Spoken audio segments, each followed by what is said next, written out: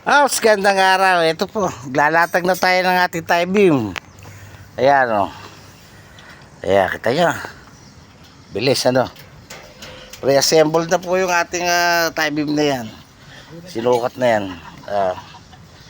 Kanya-kanya silang hukay. Bilis. Mamaya, kakabitan na natin yung vertical horizontal bar yan.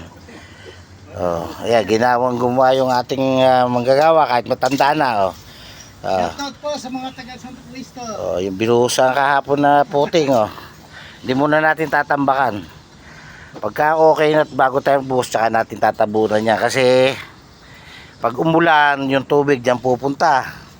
Hindi maglalawa rito sa ano natin, hindi maglalawa yung mga bakal natin, malalagyan ng putik. Ayan, hindi. Ayan, ganyan po sa tagulan. Isa po sa iniisip yan. Kailangan maging positibo lagi. Laging uunahan mo. Common sense. Ayan, ganun po yan. Ayan. Dudugtong siya rito. Shoutout po sa mga taga Santo Cristo. Ito, nagsusukat. Follow for more.